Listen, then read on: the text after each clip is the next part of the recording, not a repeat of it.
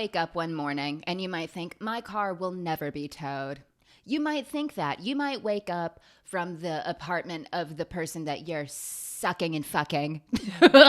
And you might think, I'm going to go outside and my car will absolutely be where I placed it with my hands, my little teeny tiny clown car. But then you'll leave and you'll kiss them goodbye and you'll go, okay, toodaloo, see you another day. And then you'll walk down the street and you'll go, right, okay, well, no cars are here and there's construction happening. And surely nothing bad would have happened, right? Surely nothing bad would have happened. So then you think, well, I'm smart. Of course I didn't park here. I parked on the street over. Silly, clumsy me and my forgetful brain. And then you walk down that street and none of those cars are yours. And you think, well, rats. Right. You think, well, rats. There's no car. There's no vehicle. In fact, there's never been a vehicle. In fact, you've never driven a car. You didn't even pass your driving test. Right. Right. You still have your learner's permit, you fucking 16-year-old freak. And then you'll think, well, okay, let me walk back to the person I'm sucking and fucking. We're not just sucking and fucking. We're also like deeply connecting, right? And you'll go, hi, could you drive me to the tow yard? And they'll be as nice and lovely as they always are. And they'll go, well, of course, baby. Baby, of course. And then they'll drop you off. And then you'll go up to the little dungeon bars and you'll go, let me in, let me in. I'd love to get my little vehicle back. And they'll go, absolutely. That's going to be $7,000. Just kidding. $279. And you think, well, that really sucks. But at least I just got my paycheck. Just got paid. Let's get laid. So you cough it up. You Scrooge McDuck cough gold coins at them. And they go, thank you so much. And then a man will take you up to your car. And you'll go, amazing. And then you'll look at the windshield. And you'll go, what the fuck is that? And there'll be a little tiny white piece of paper. And you'll think, a love note, perhaps? No. It's a parking ticket. It's a parking ticket for $58. And you know where this happened. Absolutely you do. It happened in the city of West motherfucking Hollywood, known for mean gay people and insane parking laws. The people who enforce these laws are similar to supervillains who have a thirst for fucking blood. And that was my morning. My morning. Good morning. Now I'm out almost $300 fucking dollars. And welcome to my sleepover. Hi, everyone. Welcome to Sarahcha's Sleepover. I'm Sarahcha. This is my beanbag, and this is my sleepover. Thank you for RSVPing. I'm so glad you could be here. I hope your mom dropped you off because my car, unfortunately, was towed. Yeah. My car has never been towed before, and I know that is perhaps maybe, impossible to understand. You think, well, nothing bad happens to her. And you're right. I embrace good, positive things, such as my car not getting fucking towed and paying $300 fucking dollars. Anyway, I got it back. She's fine. That's fine. Another shitty thing that happened to me is I ripped my fucking pants. Ripped my pants in Improv, which is a red flag, I realized, to be an Improv. But honestly, I think it's more of a red flag to be a man and do Improv because it's like, maybe you should think about what you're going to say before you say it, you know? But with ladies, I'm like, cough it up. What's on your mind, sweetheart? Hey, doll. You know? So anyway, that's my big thing that happened. Guys, hey, it's me. It's me. Welcome to my sleepover. Super stoked for you guys to be here. I'm wearing a shirt that says I am a drama queen, and I personally don't believe that. I think I am not a drama queen. I think I'm very justified in every fucking thing that I do. I know what the fuck I want. I know what I want, and I go after it. You know? Which doesn't make me a drama queen. It makes me a fucking thespian. Right? Okay. So I'm currently working on something, and by working on it, I mean working through it. I think I'm developing lactose intolerance. Tolerance is no more, and lactose is, shooting out of me, in fact.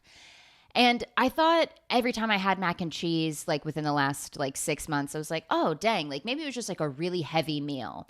But then I had ice cream. I got Salt and Straw with my bestie Mason. And mere moments after going, I was like, oh my God, if I don't find a bathroom almost immediately, I'm going to have a bridesmaids shitting in the street moment. And Mason, being the absolute king that he is, said, follow me. I know the way. And so he led me to a bathroom and I said, Mason, if you weren't a gay man in a relationship of 8 years, I would make out with you. And he said, please don't. And I said, come on, let's ruin the dynamic of the friend group, you know? Anyway, so the reason I say that is because I'm obsessed with this, I'm obsessed with this restaurant. Why the fuck couldn't I think of that fucking word? I'm obsessed with this restaurant here called Main Chick. Come on, chick. Hey, chick. Main Chick hot chicken. The chicken is so fucking good. I'm actually salivating thinking about it. And I already had it, which means I'm a hungry, hungry boy. And then I got their mac and cheese, which was also so fucking delicious. I'd never had it before. And then after I had it, I was exploding much like a cannon out of a pirate ship. And I thought, well, I guess I'm lactose intolerant, much like my brother. And growing up, the thing that's funny is my brother was so lactose intolerant. And I was like, Jesus fucking Christ, everything is about you, right? I can't have anything. But my brother was lactose intolerant. And so anytime we would get ice cream, he would get like a sorbet. And I wanted to be just like him. And I was like, well, I want sorbet too. And then my mom was like, no, this is your brother's special thing. And I was like, I'm the baby of the family. I'm the most important. Why can't I have that? And then, you know, I got old and I realized that now I'm just like my brother and I'm shitting my fucking brains out all the time and I'm eating sorbet now. So it's really like brother, like sister, you know, that classic saying. Today I don't want to keep talking about poo-poo and pee-pee, although maybe that might be interesting to some of you. I don't have potty humor. As I just, for 7 minutes, talked about piss and shit. Pissing out of my butt piss. Okay, that's, okay, sorry. I really wanted to talk about something that's on my mind today, and that is Fantastic Four. Fantastic Four.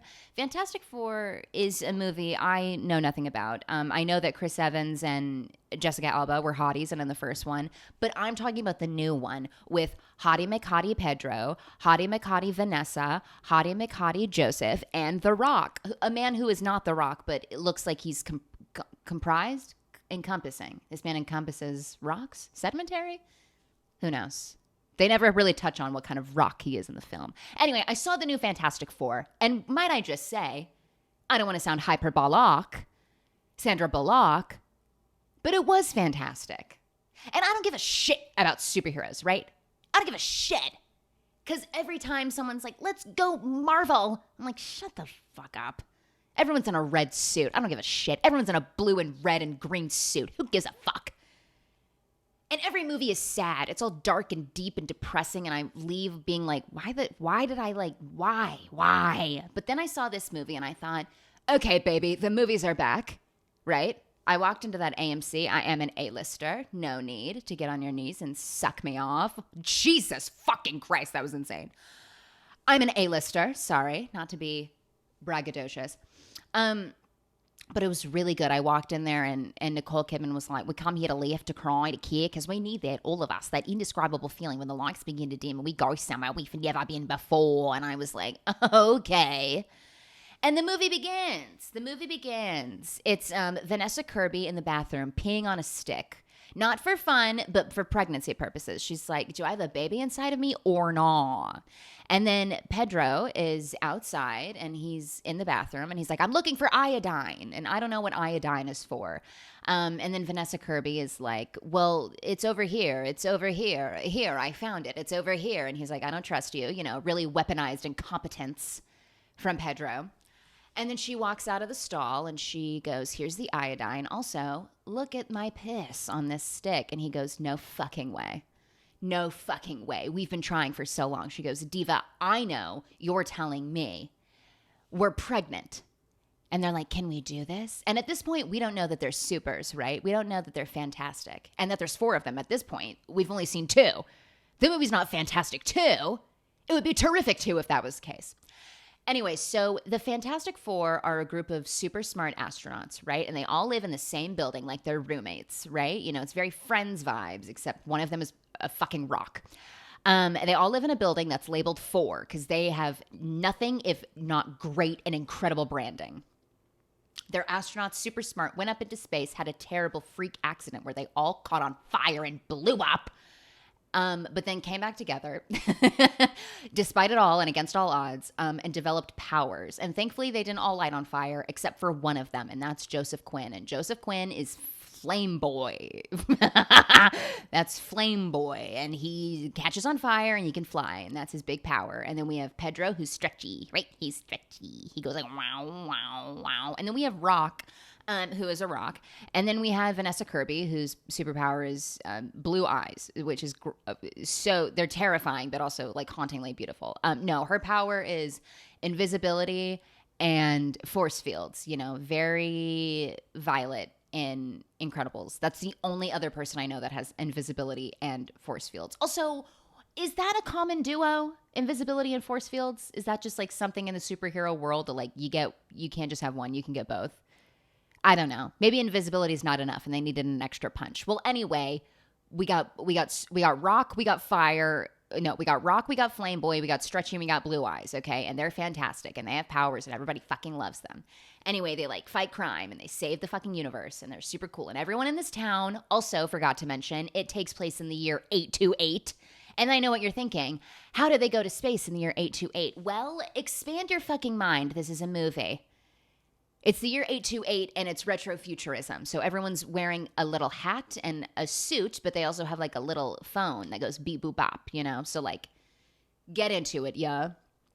So the premise of the movie starts off like, oh my God, we're going to have a super baby. This baby's fucking super. And Pedro is super smart. He's the smartest of them all, dare I say. And he's like, I'm going to run tests on our baby to see if it's going to be a super baby or a fucking normie lame bitch, right? Turns out we think it's just going to be a bitch, right? Like, hey, sorry, your baby's a fucking bitch. And then randomly, out of nowhere, we see a silver lady on a surfboard come down out of the sky. It's very Bianca Del Rio season 7 finale as she's giving the crown. So Bianca Del Rio comes down and she's like, hey, I work for this one guy and he's going to eat your fucking planet and you can't do anything about it. Sorry, diva, I got to go. And everyone's like, what the fuck? You can't just eat our fucking planet. We live here, you know? It's the 1940s and also not. Love retrofuturism. Yeah. Yeah. And so everyone looks to the 4 of them that are so fantastic and they go, hey guys, go to fucking space and save our planet. And they go, I guess, okay, whatever. We'll go to her fucking planet. So Vanessa Kirby, okay, sorry, there's drag race outside. Vanessa Kirby is like 8 months pregnant, 9 months pregnant, you know, like on the brink of popping it, locking it, polka dotting it, right? They all go up into space, which is unsafe for a pregnant woman, dare I say. But they're like, okay, we're going to follow Bianca Del Rio to where her leader is. And we see the leader, and I saw this movie with my best friend Eden. Why is every alien in a superhero movie, why is every like not of this world person villain a humanoid? Why? Like the villain is literally has 2 eyes, a nose, and a mouth and is just super tall and is wearing a big hat. You know who else does that? Men who live in Silver Lake. So the villain is a man who lives in Silver Lake. And he's like, I predate all that is and all that ever was.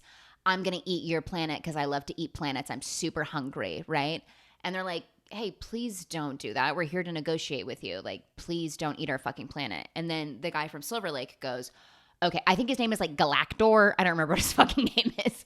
So Galactor, the man from Silver Lake, is like, I want something from you. Give me your baby. Yeah, Blue Eyes baby. And they're like, no, there's no fucking way I'm going to give up my baby. And he goes, all right, bet.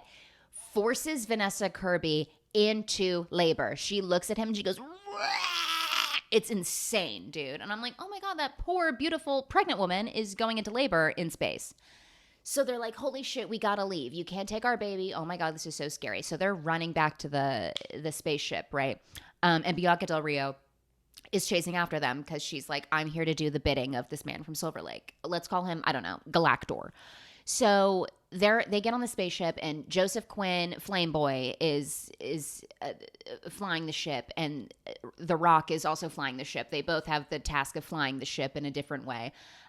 Meanwhile, Vanessa Kirby is giving birth, and Stretchy is like, come on, baby, you got this. You got to give birth in space. And she's like, I'm scared. I'm nervous to be a new mom. And then he's like, we can do it, you know? And then Bianca Del Rio is trying to snatch the baby. And then, you know, and it's scary. It's scary when you think that a man from Silver Lake and Bianca Del Rio are going to take your baby. Like, that is very fucking scary.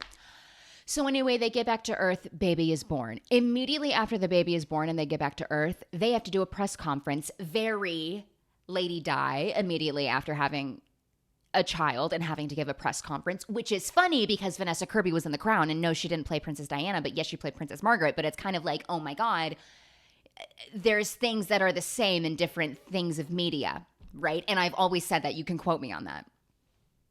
So they get back, and in the press conference, everyone's like, oh my God, you guys fucking killed Galactor. Galacty.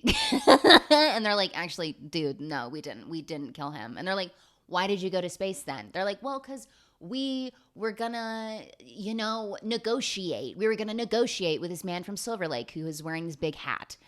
And they're like, okay, what did he want? And they're like, oh shit, like we can't tell you. Like it was a really big fucking thing. Like, no, we can't. And they're like, come on, like say it. Like, come on, you can tell me anything. Like, we love you guys. You're fantastic. And they're like, okay. They wanted our baby and we didn't want to give it up. And everyone's looking at each other and they're like, what the fuck? Like, you're not going to give up your baby. This man is going to eat the planet. All of us are dead. It won't just be your baby who's gone. It'll be us. And they're like, sorry. Also, the baby's name is Franklin. They named it after the turtle. You know, big thing. Big fucking thing.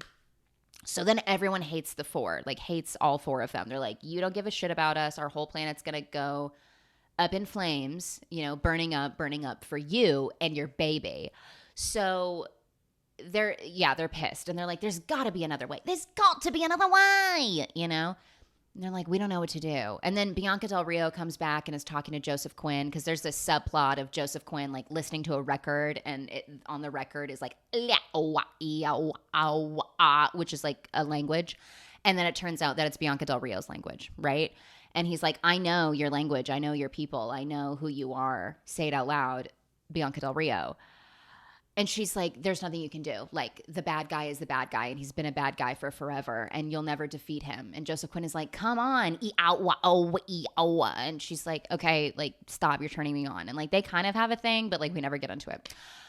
So then Pedro Pascal has a genius idea. Stretchy, his name. So Stretchy, Mr. Stretchy, he has this genius idea. He's like, I'm going to make a teleportation device, and the teleportation device will be able to take the man from Silver Lake, Galacty, and put him somewhere else, you know, different dimension, you know, right.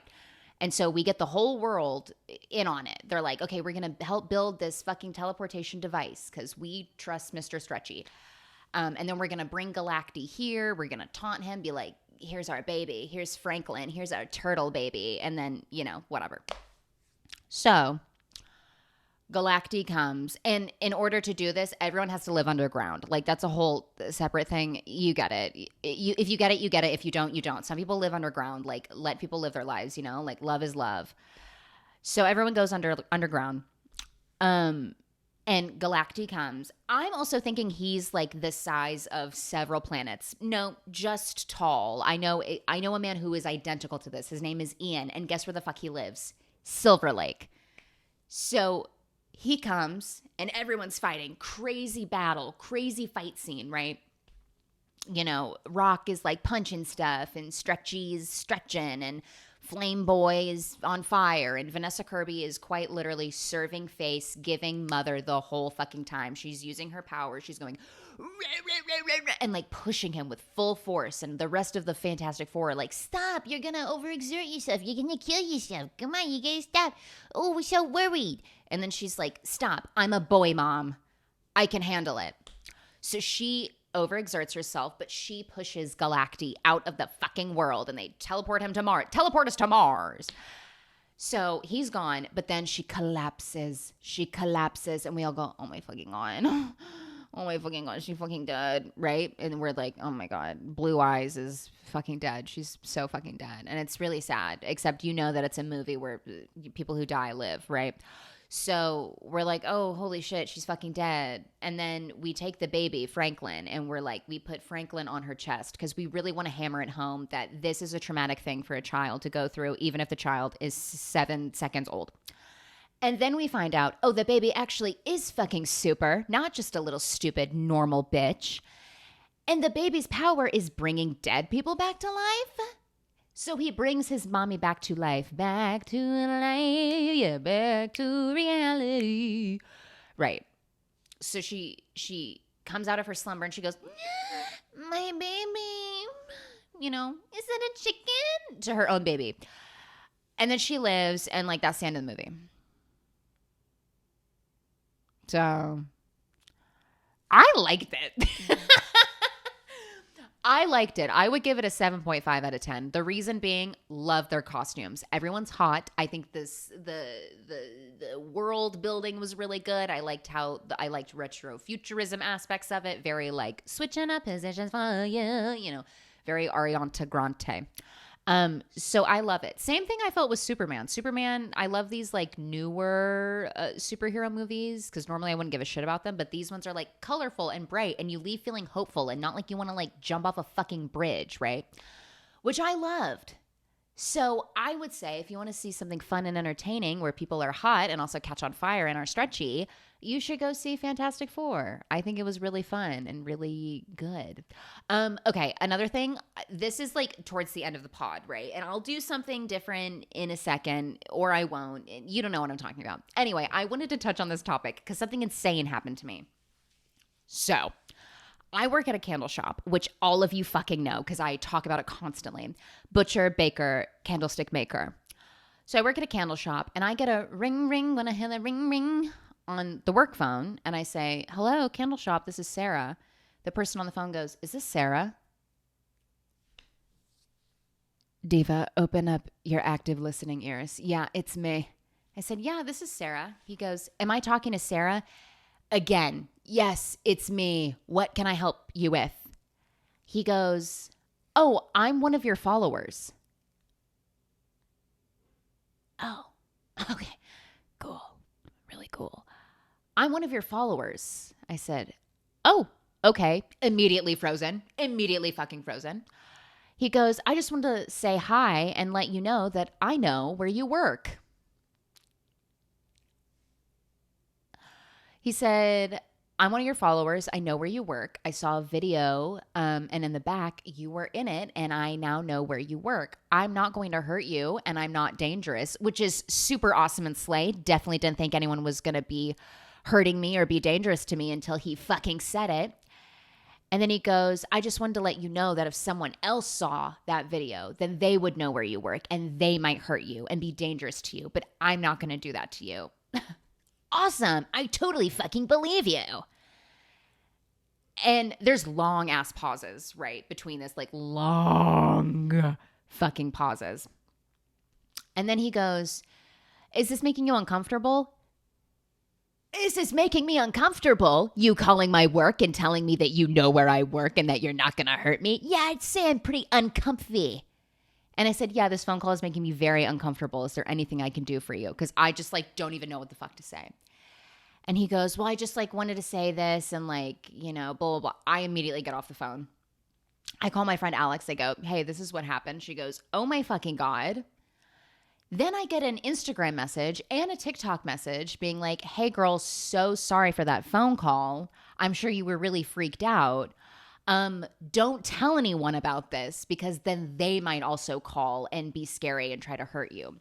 And I just gotta say, I know most of you are cool as fuck. Like Diva Nation, you and I, we have a good rapport. We got good boundaries. We know what the fuck is up, right? And I know that most of you, 99.5% of you, would never do something like this. But I just gotta let you know.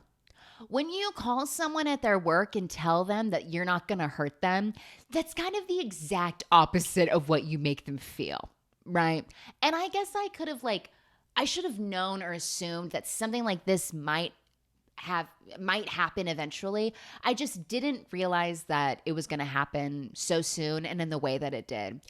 And you guys wouldn't do that, because even if you do know where I work or have an inkling of the place that I work at, you wouldn't call me and tell me that you know where I work and that you're not going to hurt me or do anything dangerous, but that someone else might. So I thought I'd just say, hey, don't do that.